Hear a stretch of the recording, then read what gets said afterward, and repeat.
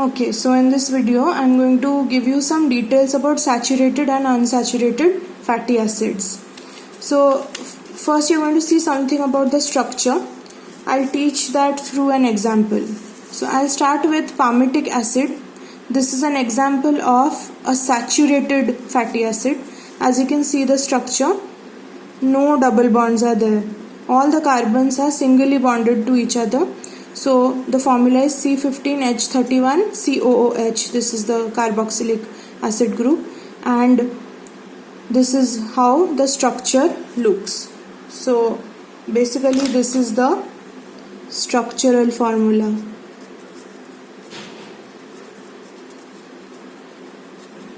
This is the structural formula of palmitic acid. It is a saturated fatty acid.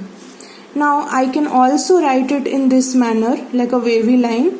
So each angle of the wave represents a carbon. So you can see there are 15 such corners, and this is the 15th carbon, starting from here to carbon 15, and you can see the carboxylic functional group attached to the last carbon. Now since there are no carbon-carbon double bonds, this is a saturated fatty acid. If I use this fatty acid to make a triglyceride means this is a fat molecule which is made up of 3 fatty acids and 1 glycerol. So let's see how it will look. I used this fatty acid to make a triglyceride. 1, 2, 3 fatty acids with their carboxy. This is the ester linkage, you can see, and they are bonded to the glycerol residue. This was initially a glycerol. It has lost its OH groups, and this fatty acid 1, 2 and 3, they have lost their hydrogens to form this triglyceride or 3 ester linkages. This triglyceride made from palmitic acid is called triestyrene, and its melting point is 72 degrees Celsius, very high melting point. Let's understand why. Because the fatty acid hydrocarbon chain, this is the tail and this is the head of a triglyceride.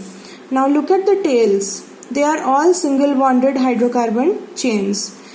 That is saturated hydrocarbon chains. Because they are saturated, they will form, they will set together, they will settle down together and pack together. So if I take hundreds of these molecules and try to stack them, they will stack together and these tails will not repel each other.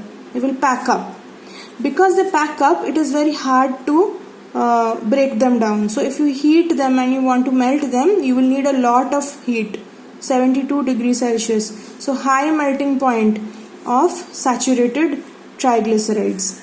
This is called a saturated triglyceride because it is made up of saturated fatty acid. Okay, so the conclusion is saturated fatty acids and the triglycerides that they form always have a high melting point. You can pause the video over here to take a complete look of this set of notes that I have made for saturated fatty acid. So the reason why saturated fatty acids have high melting point is explained here. Now the next thing is, let's look at the example of unsaturated fatty acid. So for unsaturated fatty acid, I have taken example of oleic acid. This oleic acid is a 17 carbon fatty acid. You can see this is a structural formula.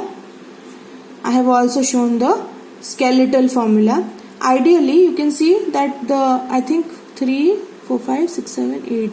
8th and 9th carbon are double bonded.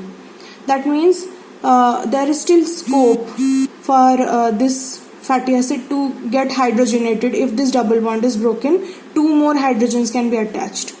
Anyway, according to what we saw in the last example, a structural formula can be converted to skeletal by just not writing the carbons and hydrogens and showing them as waves.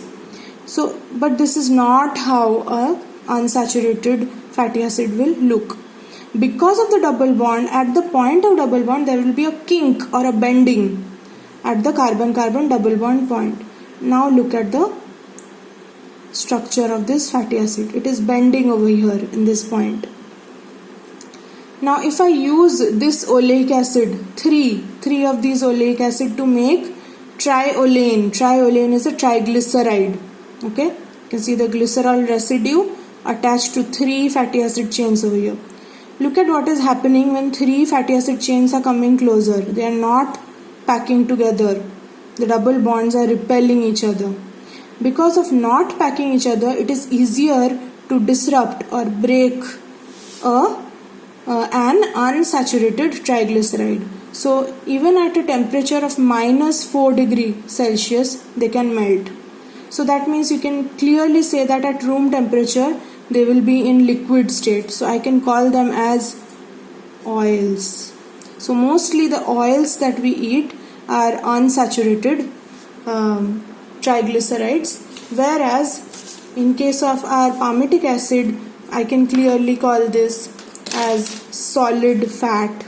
So mostly animal fats are this kind of saturated fatty acids, and they have very high melting point. And this is oils. So don't think that oils are always from plant origin. There are animal oils too, but mostly fats come from animals. So what do we conclude from our unsaturated fatty acid and triglyceride? That they have very low melting point. Both the fatty acid as well as the fatty acid which makes the triglyceride, they have very low melting point because they don't pack together and it is easy to break them down. So, or they are more fluid in nature. That is the reason. That's it.